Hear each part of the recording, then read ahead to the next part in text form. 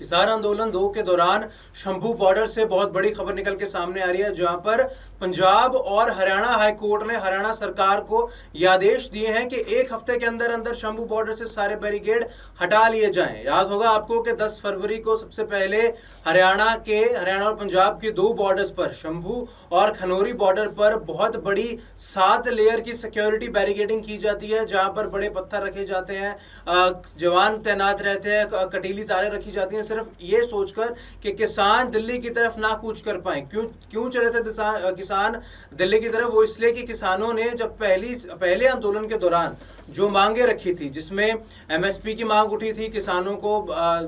Pension देने की मांग उठी थी, जो मुआवजा किसानों पर, जो कर्ज किसानों पर है उसको माफ करवाने की मांग उठी थी, इन सभी मांगों को लेकर किसान एक बार फिर से दिल्ली की तरफ कूच करने को तैयार थे। लेकिन उन्हें इस बार पंजाब और हरियाणा के बॉर्डर्स पर ही रोक लिया जाता है, शंभू और खनौरी बॉर्डर पर 7 लेयर की सिक्योरिटी बैरिकेडिंग के साथ। इस पूरे मुद्दे को एक बार फिर से हवा मिलती है, दुनिया भर का मीडिया इसे दोबारा कैप्चर करता है, यह सोचकर कि किसान एक बार फिर से उसी तरीके का क्रांतिकारी आंदोलन करने को तैयार हैं। जहाँ पहले हुआ था सिंघू बॉर्डर पर, टिकरी बॉर्डर पर, दिल्ली के बॉर्डर पर, अब वो पंजाब और हरियाणा के बॉर्डर पर हो रहा है, शंभू और खनौरी पर। इसी बीच अब वहां से जुड़ी बड़ी खबर यह निकल के सामने आ रही है कि पंजाब और हरियाणा हाईकोर्ट ने हरियाणा सरकार को यह आदेश दिए हैं कि एक हफ्ते के अंदर अंदर शंभू बॉर्डर से सारी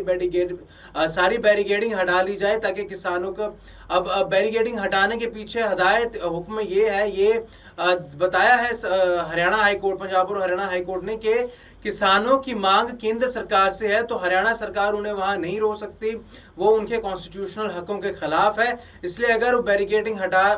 हटाने के हुक्म दिए गए हैं, ताकि अगर किसान आगे जाना भी चाहते हैं तो उन्हें जाने की इजाजत दी जाए। अब इस पूरे मामले में किसानों के जो लीडर्स हैं, चाहे वो सरवन सिंह पंधेर हैं, जगजीत सिंह डल्लेवाल है, सभी किसानी लीडर्स के द्वारा इस फैसले का स्वागत जरूर किया गया है। लेकिन ये सोचना बिल्कुल लाजमी होगा कि क्या जो जज्बा किसानों में 5 महीने पहले था, 10 फरवरी को ये शंभू बॉर्डर बंद किया गया था हरियाणा सरकार के द्वारा, और 13 फरवरी वो पहला दिन था जब पंजाब और हरियाणा के शंभू और खनौरी बॉर्डर पर आंसू गैस के गोले फेंके गए थे, कुछ किसानों पर रबर पैलेट्स भी चलाए गए थे, रबर की गोलियां चलाई गई थी, वाटर कैनन से भी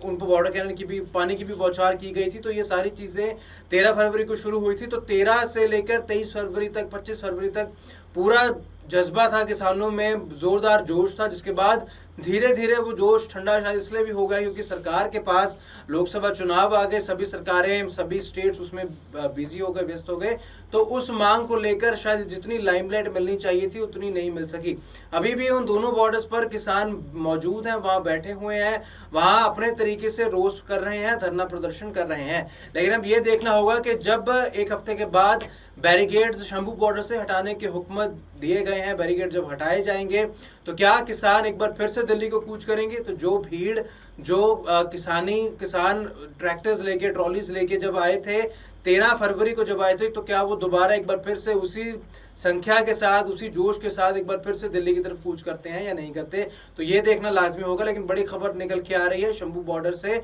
किसान आंदोलन से जुड़ी हुई कि हरियाणा और पंजाब और हरियाणा हाईकोर्ट ने हरियाणा सरकार को ये हुक्म दिए हैं कि एक हफ्ते के अंदर अंदर शंभू बॉर्डर से सारे बैरिकेड्स हटा लिए जाएं।